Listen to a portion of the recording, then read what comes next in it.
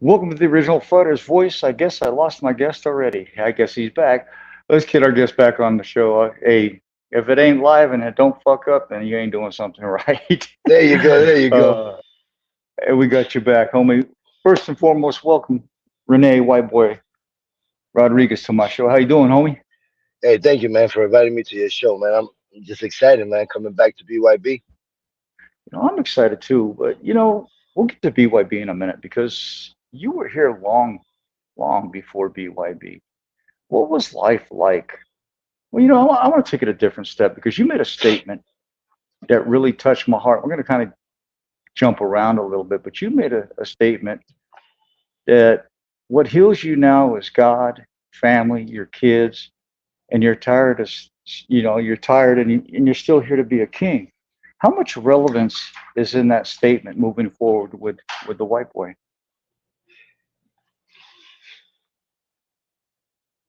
Wow, I haven't remembered that. That's deep. Um, since 2012, man. You know what I'm saying? When when White Boy was doing the backyard thing in 2008, 2009, 2010, 2011, 2012.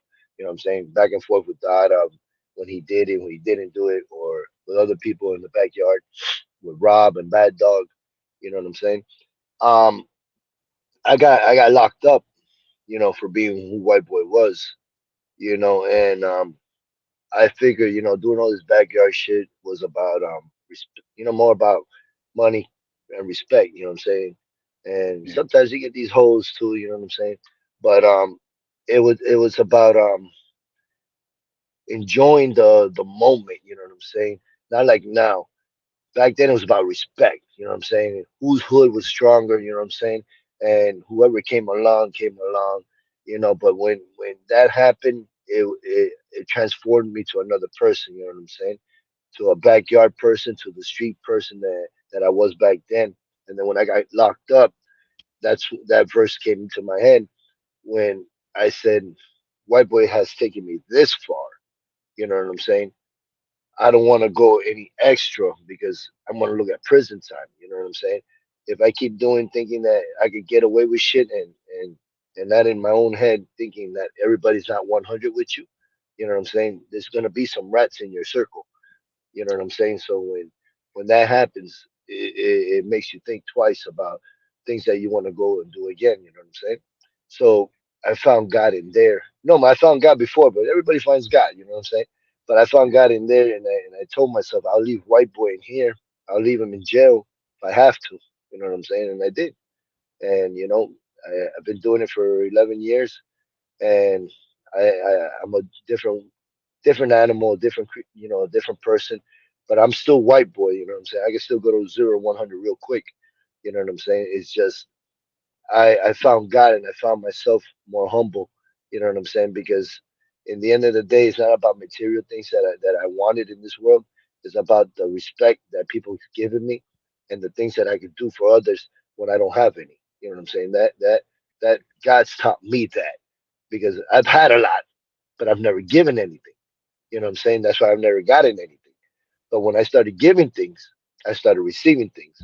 Not things that I want like right away, but God doesn't work on my time. So that's what I'm just trying to say is that's how I found God, and that's who I am now. Though, you know what I'm saying? I don't do this for the money, obviously, because I'm not driving a Mercedes Benz or hoopty. I'm driving a hoopty, dog. It. You know what I'm saying? And but there's bigger plans because I'm sorry I got out of the topic for a second. you're good. Is that I'm a backyard fighter from original backyard. You know what I'm saying? When Dada, Kimbo, George, Level, everybody was out there, you know what I'm saying? And the only person you really say that was really making noise, besides on the fighting game, who was calling out anybody and everybody, was me. You know what I'm saying? Not Palomino when he was with Level or anybody else. You know what I'm saying? I just throw him out there because he was in the backyard session. That's it. But besides that, he's irrelevant. You know what I'm saying? Yeah, When I say I do that, I'm still doing it and I'm still relevant. You know what I'm saying? still here. And and if it wasn't for God um putting me here, I would say if it was White Boy, I wouldn't be here. You know what I'm saying? So I give all grace to God. That's the only reason why I say that, because if God didn't make me open up my eyes to see me who my true circle was, but wait, I'll still be thugging it out. You know what I mean? But nah, man, I thug it out for my family 100% though. You know what I'm saying? Yeah, that's what I love, bro. That's what I love. You know, Thank you, my dude. give a shout out to my homie from Canada. He says, "Hello, Don and Rene Whiteboy Rodriguez, the champ." You know, and the What's champ that? is here. You know, you'll see a lot of eventually people. I don't because I'm early tonight, but eventually people from Canada and different places will show up. You know, Rene. You know, how much truth is it to it that for the 4 years, 5 years while you were fighting in the backyard that you were homeless, brother? You going deep, my dude. You going deep. Oh shit, you going deep. Hey, there's levels of homeless. You know what I'm saying? I didn't know that until you became one. You know what I'm saying? And my homeless was, I slept in my car a couple of times, but if it wasn't for certain people in their couch, I wouldn't have a place to stay. You know what I'm saying? And that's considered homeless to me. Not, but I've been in the car.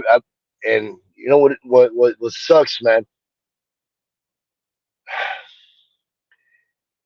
It puts a person, um, it puts you your life in what's the word, in Perspective. perspective, because you we think we're big and mighty. You know what I'm saying? Yeah. And in this world, we're really human beings. You know what I'm saying? We're just trying to make it one way or the other. You know, Right. and the way I was making it, it wasn't nothing nice. You know what I'm saying? And when I got out of that circle, you know what I'm saying? Out of that, like DMX said, when you're out of the smoke, that's when you can see the cats, the rats, and the dogs, and everything else. You know what I'm saying? Yeah. But you can't see them while you're in there. And while I was in there being homeless, I didn't know I was homeless. You know what I'm saying? Because you still got a roof over your head. You know what I'm saying? They're not. Yeah. They're telling you, hey, you got to pay bills, but shit, you're not gonna kick me out because we're still homies. You know what I'm saying? But there's your pride drops. You know what I'm saying? A couple of things that your self esteem and shit like that. It brought me down because I was 24, 25, up to the age of 30. Man, I was I was back and forth being homeless. You know what I'm saying? Trying to figure shit out. You know what I'm saying? And that's when I caught my case, and when I was 30, with my ex best friend, the rat. You know, um, but it changed my whole life in the sense of, if I'm happy that I was poor, in the sense of being homeless, because when people say, oh, that homeless person had a drug addiction or anything like that, how many rich fucking fucks have drug addictions and treat people like shit? You know what I'm Right. saying? But you, Yeah. you got a lot of people that don't have shit and treat people with much love. You know what I'm saying? And that's the humanity that God gave me. You know what I'm saying? Being human, dog. Because yo, in this generation, if you're not hooked up on this electronic shit, tú eres nadie, bro. You know what I'm saying? He, and we're losing that. And I try to teach my kids that, because that's why I do the back put back things, the haircuts, giving back to the homeless, because yo, you never know. I tell myself, I usually tell myself secretly, but fuck it. Um, I don't want to ever want to hit to that spot again, because it's I'm not getting younger, I'm getting older. So when I get older, I don't want to be in somebody else's um house saying, hey, I need your help. You know what I'm saying? So it's hard to live in this situation now, in this life, in this generation, that when you ask for help, it's not like, what, here, I got you. No, it's what you got or what you bring into the table I can take from you. You know what I'm saying? So, you know, being homeless has taught me how to love, how to give compassion. You know what I'm saying? Pick up the Bible. I never picked up the Bible. You know what I'm saying? And I'm not saying I'm a big man of God, because I believe in the universe. I don't believe in the religion aspect of it. You know what I'm saying? But I do Yeah. believe we're bigger than what we expect that we are. You know what I'm saying? And if you don't ever get broken, you never value the things that you have now in presence. And, You might not have the best things in the world, but it's a lot of things you didn't have last year that you have this year. You know what I'm saying? That's my mindset because since I didn't have nothing, being 4 years of being nada, nada, nada, I just value that my kids respect me and and they love me, dog. And you can't buy that. You know what I'm saying? You no, can't buy you can't buy that. You can buy girl love, you can buy a woman's love, but a kid to see you when you open the door, they want to open the door and see you, nigga. Aquí, bro, corazón. You know what I'm saying? So that brought a lot of aspect to my eyes because if not, I would have shot myself, been in prison, or would have been somewhere else, or been a crackhead. I don't know, man. But if it wasn't for my kids, like Easy, Elias, and Enzo, these motherfuckers, I would have been gone, 100%. So I that's why, and that's why I'm saying being homeless gave me that because I was a piece of shit father, dog. I got 5 kids, 4 baby mamas. Nigga, you know what I'm saying? Cable wasn't good for me back then. You know what I mean? on top of that, you were facing 22 years in prison, bro. You had to straighten your shit up. Oye, hacer como tú sabes. Ah, yeah, man. Yeah, man. I was looking for kidnapping, home invasion, armed robbery. It was so much shit going on in my life, dog. And people don't and then people wonder why I treat people accordingly when they ask for things. You know what I'm saying? Yeah, Because back, I wish this was the mafia times. Because when you shook a hand and you gave your word was a word. You know what I'm saying? A man was a man. And then when my dad raised me, whoever wrote a suit was the thief, and whoever wrote a suit was most politics and lawyers. You know what I'm saying? Those are the real criminals. You know what I'm saying? But we're over here killing each other, figuring out it's them, but it's really us, dog. You know what I'm saying? it's the truth, man. And it's like I feel you on the kids stuff because like I'm transparent. I talked with you before we went live, and most people know my kid got that spinal infection, and we're sitting here, and my wife calls me and says, "Is our son gonna die?" And then I call and I talk to the doctor, and the doctor tells me, your son may not live. We don't have answers. And for the first time in my life, bro, I had to look back and go, man, all this stuff means nothing. My son means everything. And it's like a lot of people don't get that because they don't have to walk down that path. They don't have to feel that feeling of, oh, I may lose this.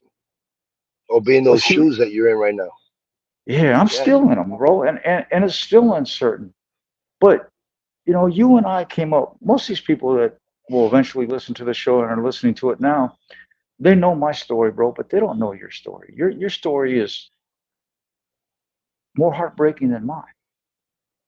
You know, bro, it really is, man. I mean, I hope you don't mind if I go a little deep, bro, No, go because ahead, go ahead.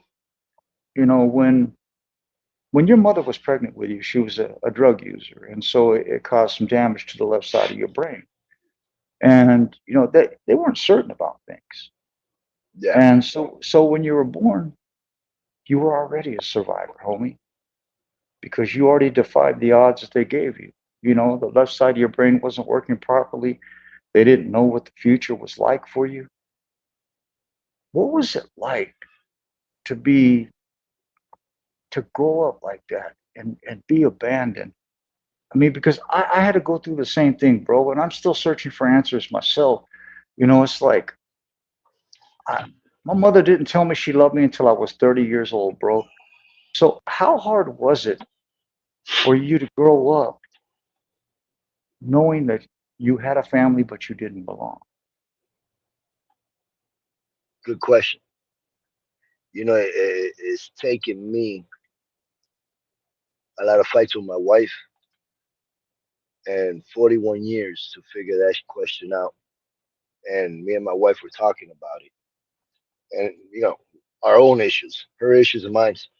And I was thinking, because she always says to talk to a therapist. Man, I grew up in therapy. You know what I'm saying? Look, Right.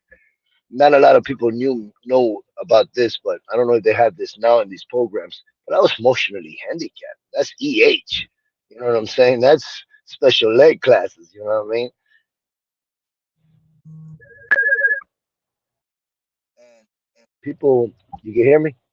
Yeah. Hello? Yeah, I can hear you. All right, I, because I somebody can was hear you. calling. Okay. I was EH, so I was emotionally handicapped, and I was.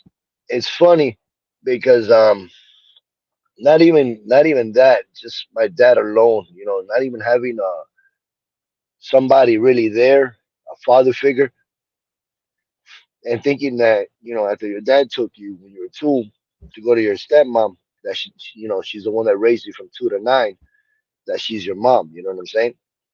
So what was really fucked up was um thinking that you've been lied to for 7 or 8 years of your life, thinking that somebody else is your mom, and you've taken all these beatings.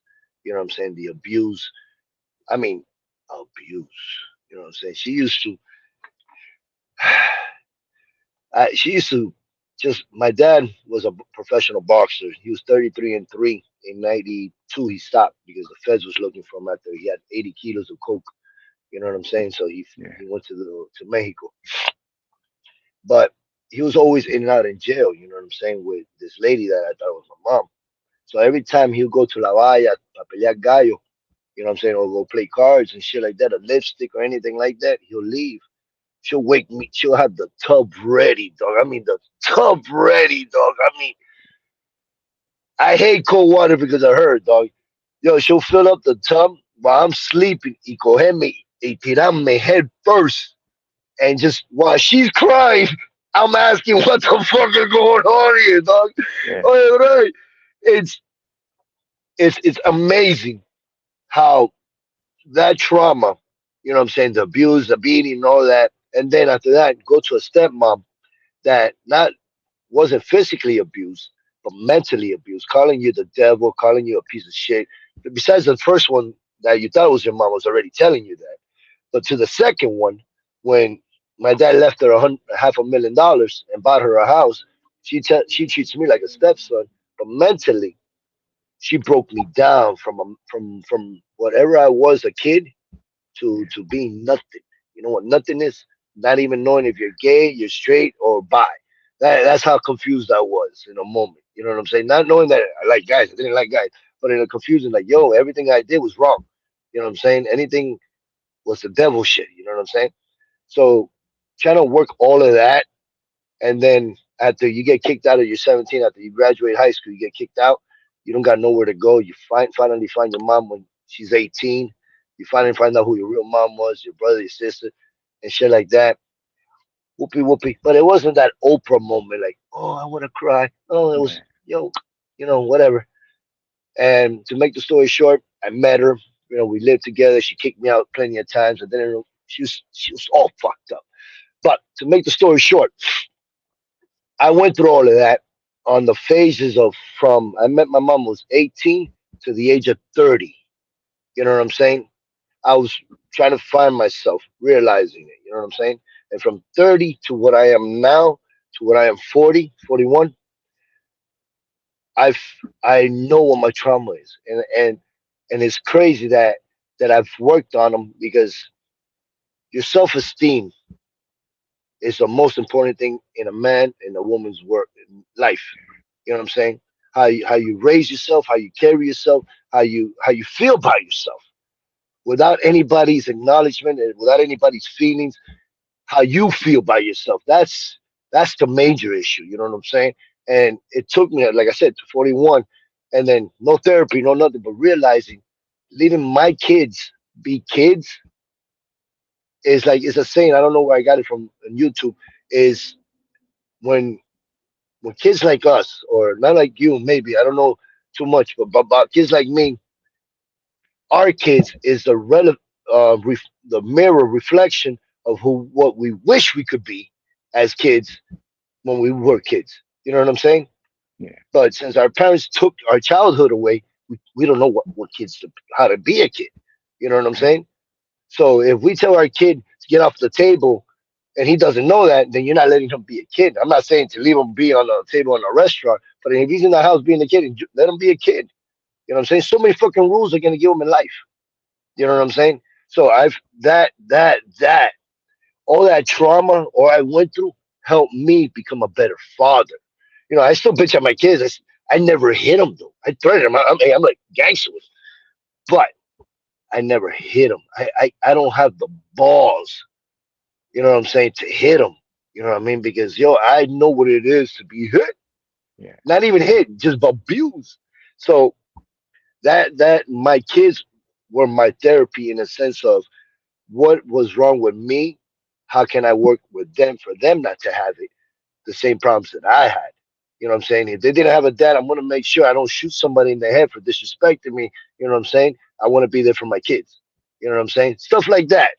You know what I mean? That because I can't say I'm a white dad. I'm gonna be the best dad in the world. It's just I know who I am, and I know that Enzo and Easy and Elias are the kids that I want to be there for right now.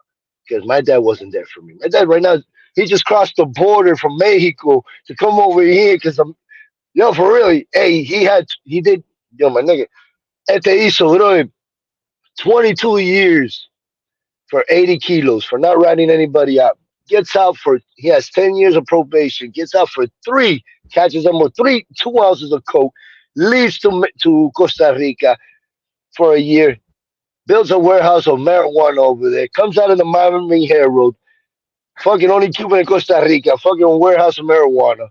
Does 5 years in Costa Rica, gets deported to Cuba, comes back because Cuba don't want him, and sends him back to um eh, eh, somewhere by Mexico. I don't know, somewhere up there. He crosses the border. He says, "Fuck it, I'm coming back." I'm like, "Nigga, don't come back. They're gonna come and get you." Yeah. I told him, "Hey, if you come back, there's 15 miles of open land. You gotta know that." You know what I'm saying? He came. He got picked up. Now he's over here in downtown Brickell in the feds. You know what I'm saying? Yo, and you're gonna tell me that no, excuse me. People are gonna tell me that I still gotta love my dad. I still gotta treat that nigga with respect. I still gotta do everything, all that. Nigga, first of all, I do treat my dad with respect before I say anything. You know what I'm saying? I treat him with respect as far as the respect goes. You know what I'm saying? I still tell him to fuck off because you never taught me anything. You taught me one thing. Money is no, excuse me. My dad taught me money's not everything because he was rich.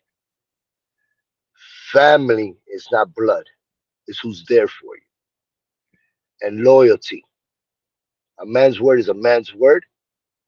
And when they fuck with your family, fuck the cops. You handle business. That's it. That's the things that he taught me. And I try to put it to my kids, but not as a gangster. I don't try to enforce it in them. You know what I'm saying? I'm a fighter and I don't even force my kids to fight because I don't even like to fight. You know what I'm saying? I do this because this is the only way people are gonna even pay attention to me, dog.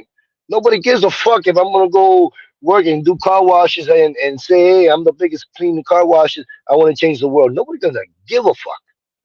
But if I fight, you know what I'm saying? If I fight and I hit the right people and hit the right audience, people are gonna understand that it's not about the money for me. It's about helping kids like me not to become like me and have a first chance before they get a second chance. Because some of us don't even get a second chance. You know what I'm saying? If we're shot or we're in prison straight up. You know what I'm saying? Or we can't even walk because we're paralyzed. Because we were in the wrong place at the wrong time. ¿Me entiende? So, that's what my dad taught me, my mom taught me was don't trust mothers. Don't trust women. And that was my problem with women now. That's why I say I've been with my wife for 18 years. You know what I'm saying? And it's a back and forth shit. But it was because of the trauma that I had with my mom and women issues that me and her crash. You know what I'm saying? But it's taking us, like I said, it's taken me 41 years to realize the things that I have to fix. Because if I don't fix them, my kids are gonna see the same shit and they're gonna do the same thing. So we're not really breaking any chains or we're not changing DNA. You know what I'm saying? Yeah. If I you feel want to you. be the if you want to be the game changer in your family, you got to change the shit that you know you don't want to change. You know what I'm saying? I don't want to be fucking gangster, and I'm not gangster. You know what I'm saying? I stopped being whoever people thought I was gonna be. I became a father. You know what I'm saying? Now you fuck with one of mine and it's on and popping, homie. You know what I mean? The white boy comes out again. Yeah, yeah, yeah. You know, I 100. already know, bro. But see, you know what? It's crazy because the life that you, man, I admire you. And when I was told I was going to have you on the show, it was like a blessing for me. And let me get this dude. He says, uh, Chris Gonzalez is BYB Extreme Fighting fan, but he says that's real talk.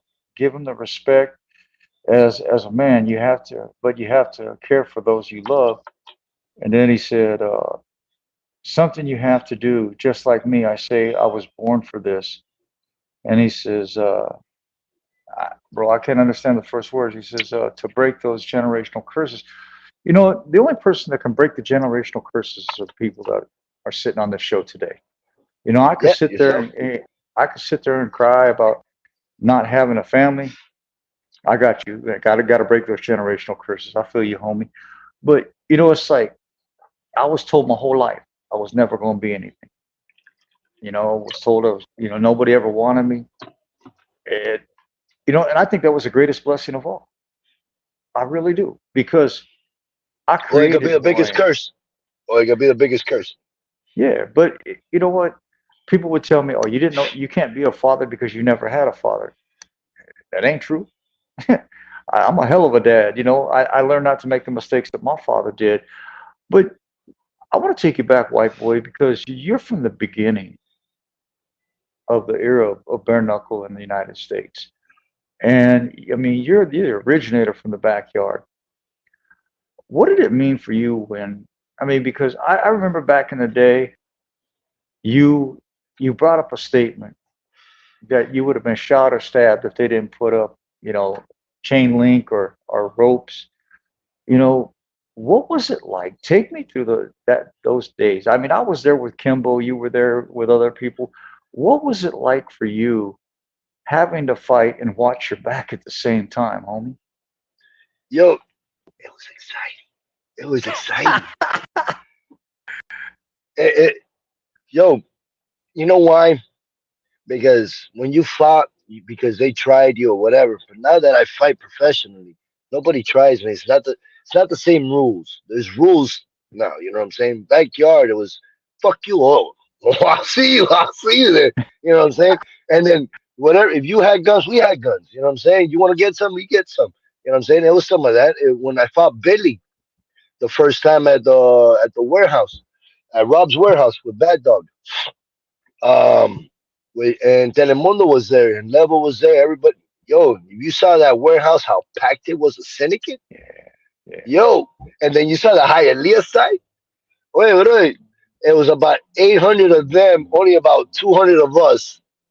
And then after all that broke out, the fence and all that, yo, they waited outside for me and started shooting. And I'm like, and I'm like, yo, and I'm like, I'm with Ivan and Jose, the twins. And then Level, he's like, yo, white boy, my nigga, if you go out there, they're gonna kill you. I'm like, yo, my nigga, I can't do anything. My gun's out there with them. You know what I'm saying? Right, right. Yeah. I'm like, yo, it's whatever, dog. You know what I'm saying? They want it, they want it, nigga. I don't give a fuck. If I'm gonna die to die, I can't do anything. You know what I'm saying? And then he says, nah, don't worry about it. And then if that's the only time that I give it to Level that he stepped up and he handled his shit with his people because it was just a fight. But every other fight with Bailey or any other that, yeah, man, it was crazy. Especially when we're betting money, man. We were betting some 5, 6 grand on fights. You know what I'm saying? Because the backyard don't pay shit. You know what I'm saying? It was an ass whooping on the house. If you fought and won, all right, and you got some money on the side. But if you got an ass whooping, nigga, that's all you got, an ass whooping. You know what I mean? Well, that's right. You were on one side of it, and I was on the other side of it with Kimbo. And you know, this I love Yeah, bare but knuckle. Kimbo was like Tyson in the backyard. Yeah, No, Kimbo was Tyson, dog. That, I don't give a fuck what you say. That nigga was a beast. He was a beast. but the trip about we talked about it earlier about my relations with him and Icy Mike and me getting to ride around with him. But you're really one of few people that can actually vindicate what I'm about to say. Everybody thought that Kimball was boisterous and he was all, always loud and this and that. If people tell me that, I laugh at them because I rode with that man his last, what, 12, 11, 12 fights, and he was always deep in thought. He was always just staring off into space, and, it just, he never really had a look on his face. It was just more like he was just looking into the abyss.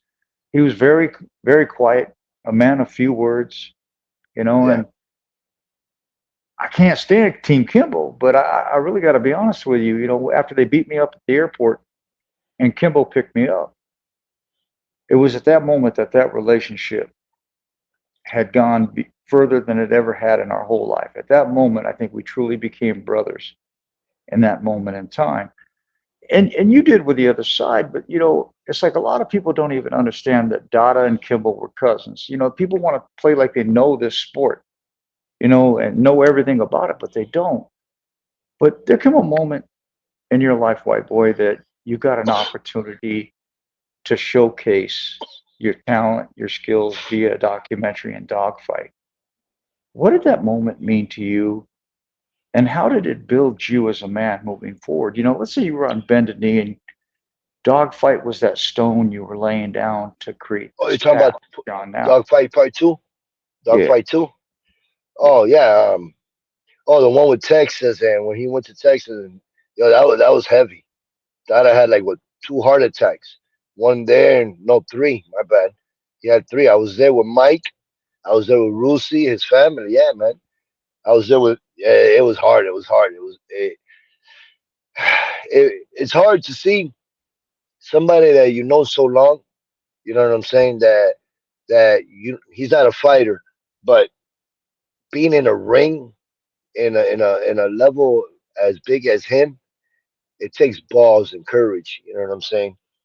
And and Dada did something that people should say thank you for, because he brought the hood to Bellator. You know what I'm saying? yeah, And and like Dada said it, he was one. Him and Kimbo was one of the most paid pay-per-view. You know what I'm saying? And it was crazy that the Las Vegas bets even closed. They shut it down.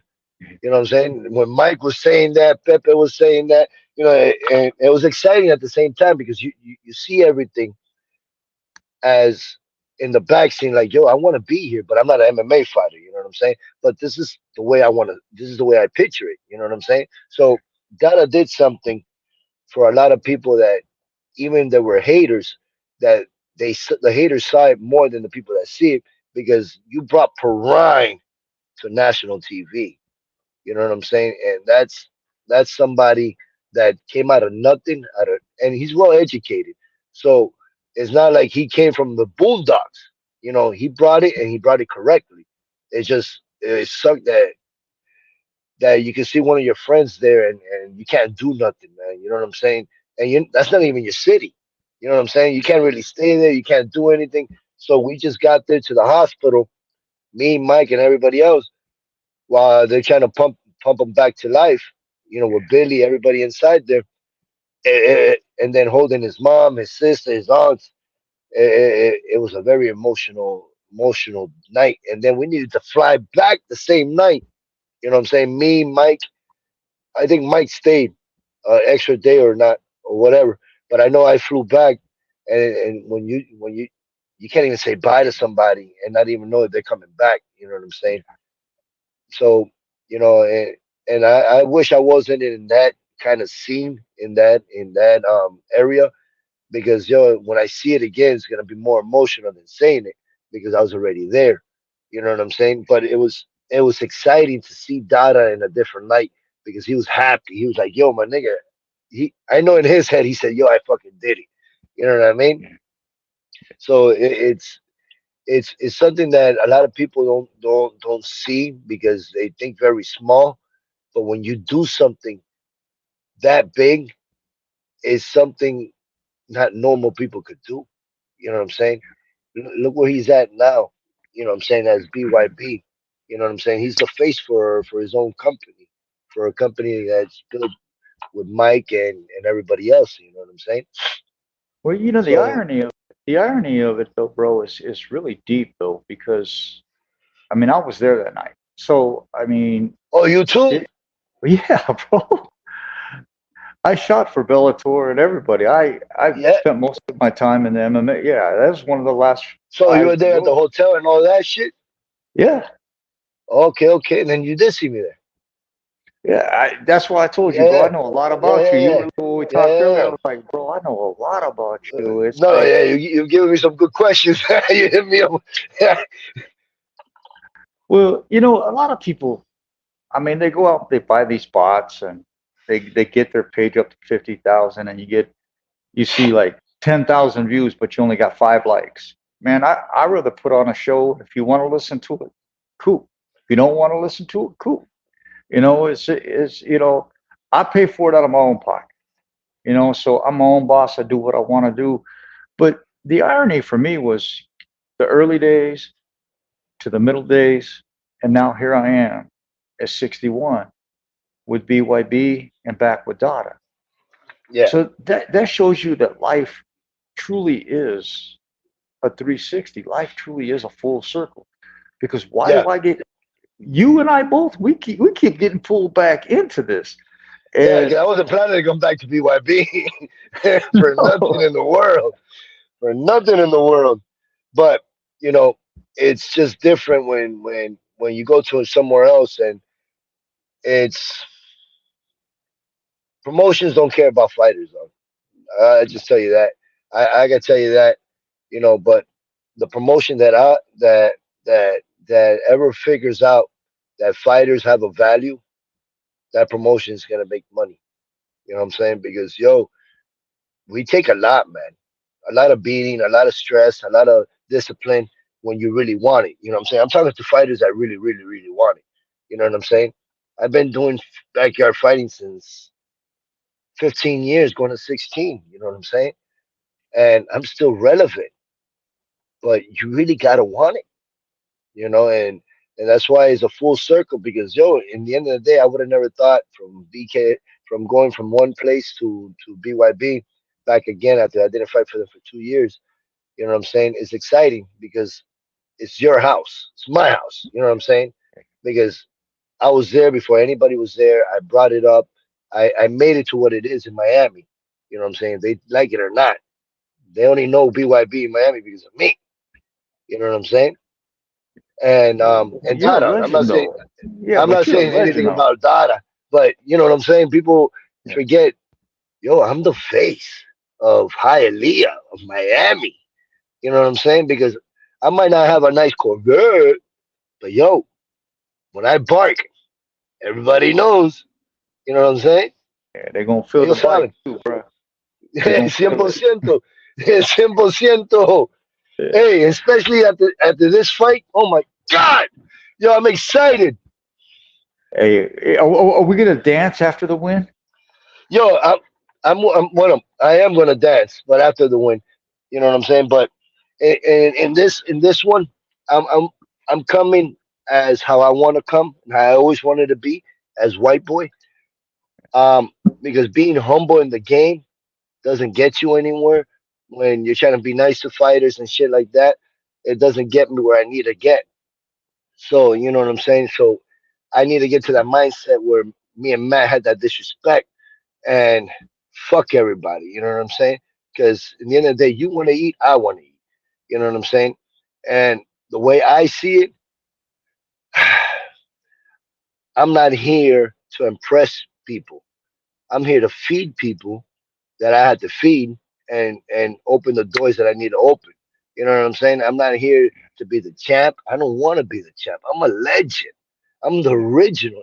You can't top that. You know what I'm No. saying? Even it says in the Bible, everybody runs for a trophy that's gonna not last forever. You know what I'm saying? So we got to strengthen up our body like a boxer and take the hits. You know what I'm saying? And fight and train for something that's gonna last forever. You know what I'm saying? Well, And for feel me, me, what's gonna feel last? me. It's like this, bro. It's like you are a legend. but I get what you're saying because me and you talked about some stuff before we went live, but you're there to feed your family. You're not there to feed his. Yeah. I mean, everybody says, be cordial with each other and, you know, two men go in the ring and fight and come out brothers. You know what? A lot of people say that, but I'm gonna say it the way my homies say it from the UK. They said, bruh, it's just a job. It's business. I walk in that cage, I punch in my time card. At the end of it, I punch out. Ain't no reason I gotta be friends with you. Ain't no reason I gotta respect you. I'm here just to do a job. And I've been in this industry for 40 years. And you look at people like Colby Covington, a lot of these other people, man, they bring such falsities to this sport. And then you look at people like the rawness from BYB and the bare knuckle aspect, bro. It's just straight real. The love that I see in this sport is tremendous. And trying to get that light better, bro. No, I'm trying to get to the gym. I'm gonna get to the gym Oh, right now. I was a block away because I'm waiting for my coach to show up. I didn't want to show up before he was there, so I'm I gonna show won't up keep now. you too much longer, bro. So, what are your thoughts moving forward against Cisneros, bro? Uh, for this fight, man, it's hold on. I'm gonna get a better light. Hold on.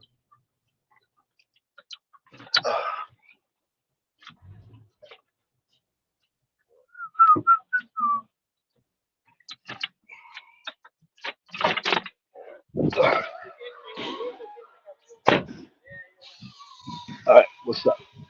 I said, what's your thought perspective going in on this one with Cis? Now you froze on me, bro. We'll give him a second, let him get back in, catch up to the Wi-Fi. Hopefully. And this is the thing about doing live shows. You got to deal with the technical difficulties. But I would. Can There you we hear me? go. We got him back. Yeah, I can hear you now. All You right. froze for a minute. Yeah, But no, it's all right. give us your perspective on Cisneros and what do you think the outplay from White Boy Rodriguez is going to be on February, well, January 18th in Pembroke Pines? With the guy I'm gonna fight, I don't know really much about him. That he fought to be like twice. Um, two people with nobody. He's a kickboxer. His record is 5-6 or 6-5 or whatever. Um, I don't know. He's a kickboxer. He's not a bare knuckle fighter. You know what I'm saying? So the way I see it is that you're in mind. You know what I'm saying? It doesn't matter what ring you're in or whatever you're at. You know what I'm saying? You're in Eh, the ring. And I'm gonna let you answer. I'm gonna let you answer this question. Chris Gonzalez says Cisneros is going to be a tough opponent, and then he says it's going to be a brawl from an outside perspective. Take the floor, homie.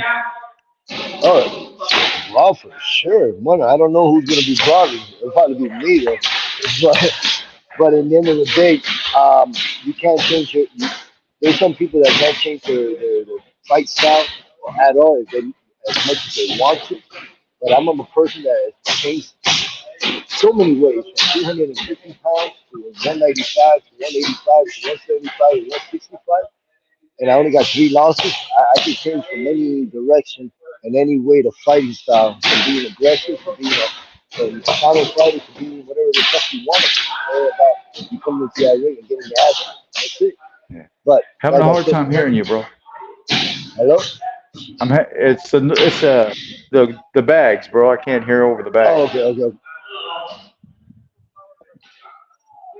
Can you hear me now? Yeah, perfect. All right. Like I said, it's it's it's about how you feel in the ring. Look, like Tyson said it best. Everybody comes out with a strategy, man. Until you get punched in the mouth. You know what I'm saying? And at the end of the day, I know how I'm gonna go and how I'm gonna work my way. And it's the way I did it with Matt. There's no other way because he's 27 years old. And if anybody that thinks that a 27-year-old and a 41-year-old should be just going back and forth, nah, man. Somebody has to be the brawler in here.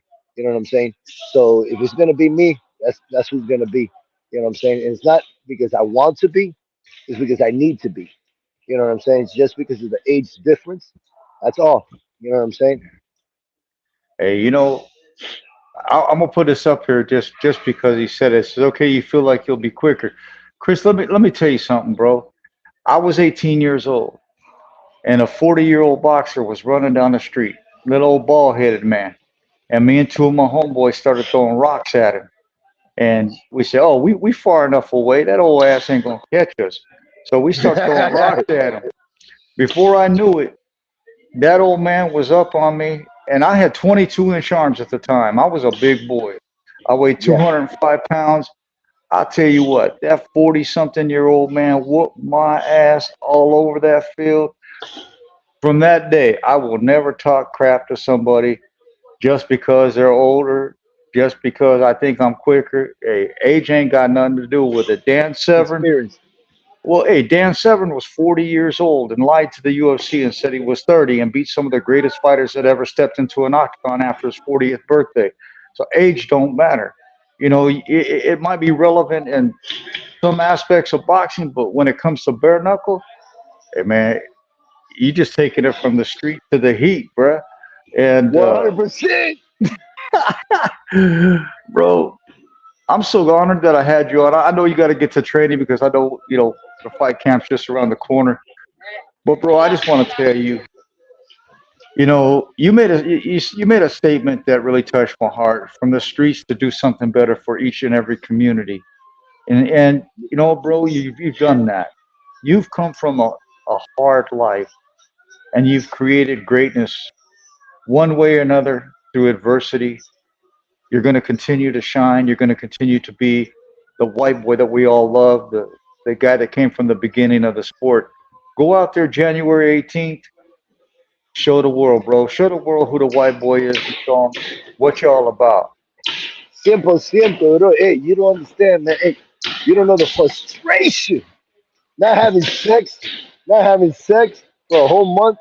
You know what I'm saying? And then and not just that. It's just a dissipation of so many things of fighting. You know what I'm saying? And like I said, look, to me, I don't care about the winning. I don't care about the losing.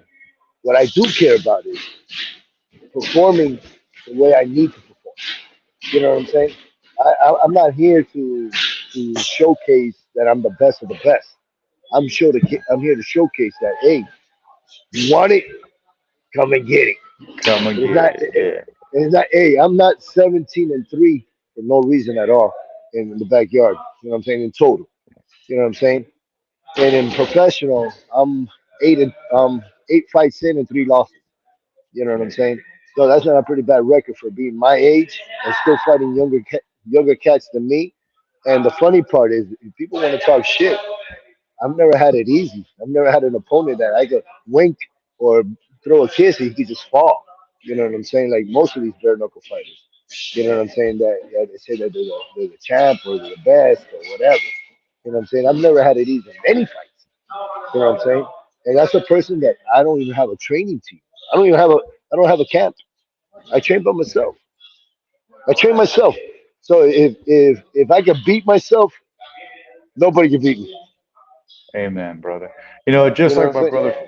my brother from Drayton, Canada, he says, just be you. Hey, Brian, that's all white boy's ever been.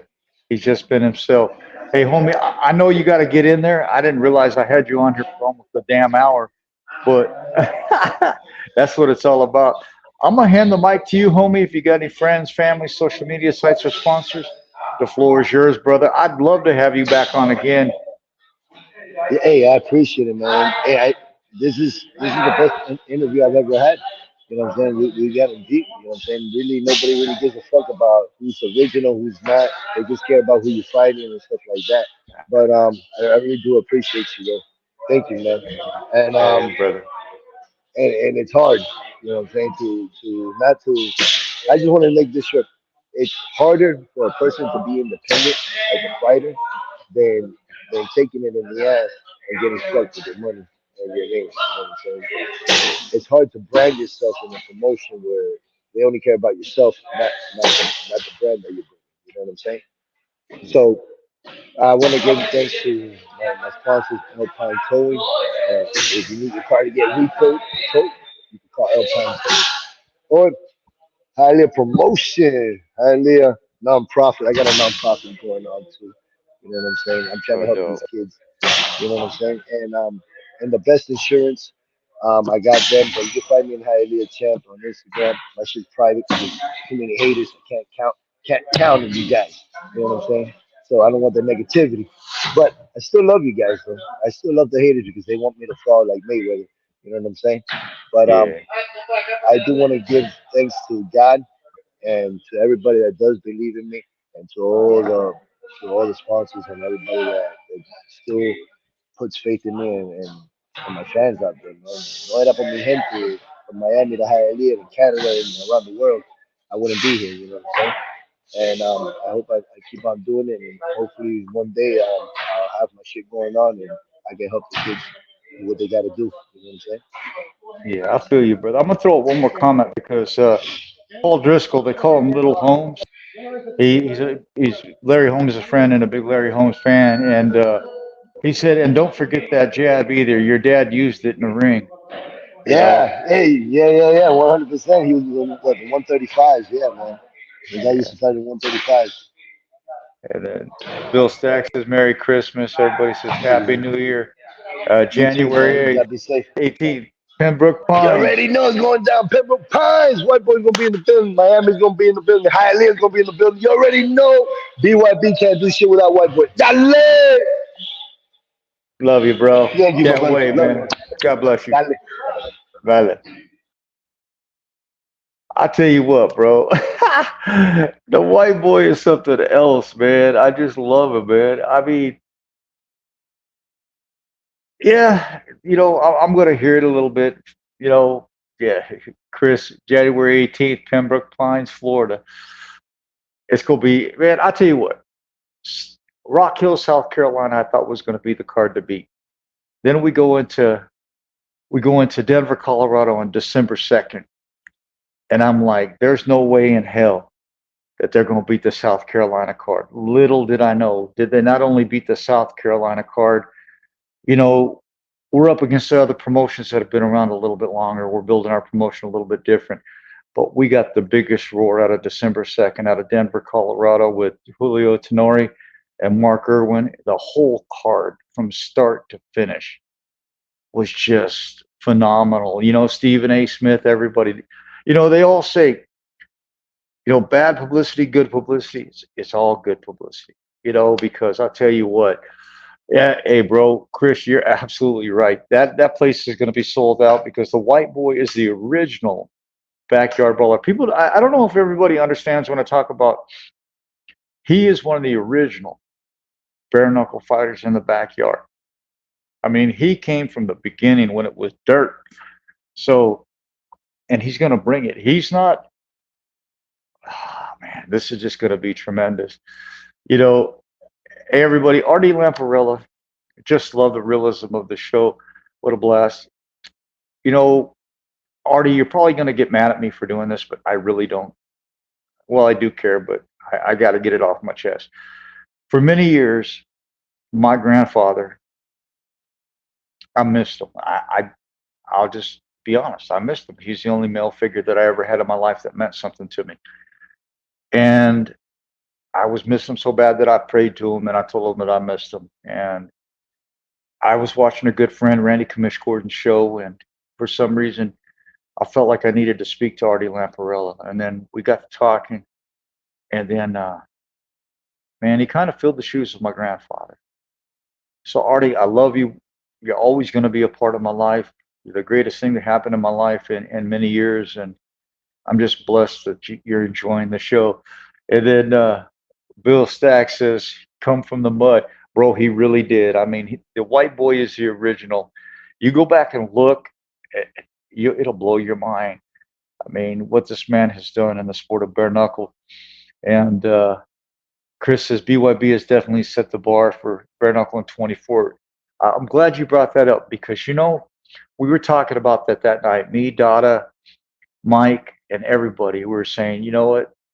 That show set the bar so high for anybody wanting to come into bare knuckle, you're really going to have to step your game up now because the sport is evolving. People don't understand. It's only been around for 5 years, the new era of it. And the way Mike, Dada, and the whole team have built BYB, because I'm at the shows, I'm part of the talks. And you know what? Rather spend money and do it right and build it properly and then let it grow. And that's what's happening now with BYB. I tell you what, I was a fan of bare knuckle, but I wasn't in love with bare knuckle. And December 2nd in Denver, Colorado, I fell in love with bare knuckle. And I mean, that whole card, Mel Valenzuela did a hell of a job from start to finish. The first fight was a knockout. The second fight was a knockout. The third fight was a bloodbath. And you had a world champion that just would not stop, wouldn't relinquish his belt, even though he lost it. And Mark Irwin, nobody can take nothing from Mark Irwin. Mark Irwin, I tell you what, if you hated him before the fight, you had to love him after because Mark Irwin put on one hell of a show. And you know what? So did Julio Tenori. And then, man, to top it off, Laurent T. Smash Nelson, Ike Villanueva, Jay Fish. The card was just banging. So I'm telling you right now, if you're close to Pembroke, Pines in Florida, get your tickets because it's going to be sold out if it's not sold out already. Um, the cards just keep getting better and better and better.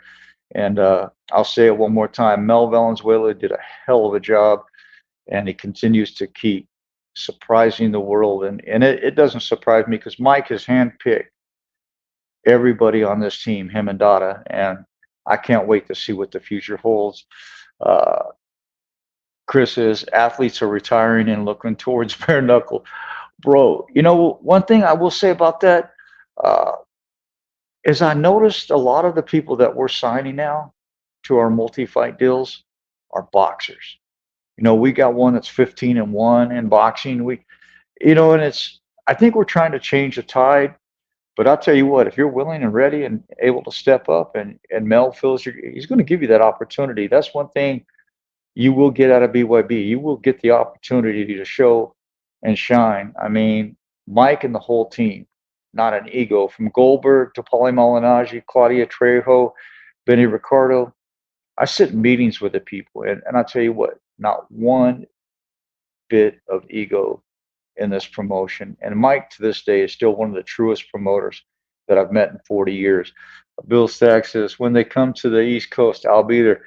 Bro, if you can get down to Florida, I don't know when they're going to get back up to Virginia or up north, but bro, I wouldn't miss this card. I'd take a vacation and go down to Florida for this card, especially with Whiteboy going to be on it. Also, the trilogy with Jerome Hatch is going to be on this card. Um, Man, I'm going to be interviewing everybody, the whole card before before January 18th anyway. So just watch the show and see what's coming up. I'm telling you what, if you miss out on this show, you're going to miss out on probably one of the greatest BYB cards to date because the way Mel is doing it right now, I'll be honest with you, he keeps he keeps shining, bro. And that's all that matters. You keep shining, we keep growing, the world keeps loving. On that note, I'm glad you guys enjoyed tonight with Rene Whiteboy Rodriguez, pioneer, legend. And you can see him only on BYB, January 18th, Pembroke Pines. Get your tickets now. The link is in the bio. I'd get them while you can because they're going to be gone. On that note, thank everybody for tuning in. Hey, my brother Brian Sanchez says, hello, brother Don. Great talking with you yesterday. Made my Christmas. Made my Christmas too, brother. I don't, on that type of level, I don't really reach out to too many people, but you've been a brother with me for many years and always will be, bro. Much love. And I'm glad we had that conversation too. Bill Stacks, hit me up. Everybody else, have a good night and God bless.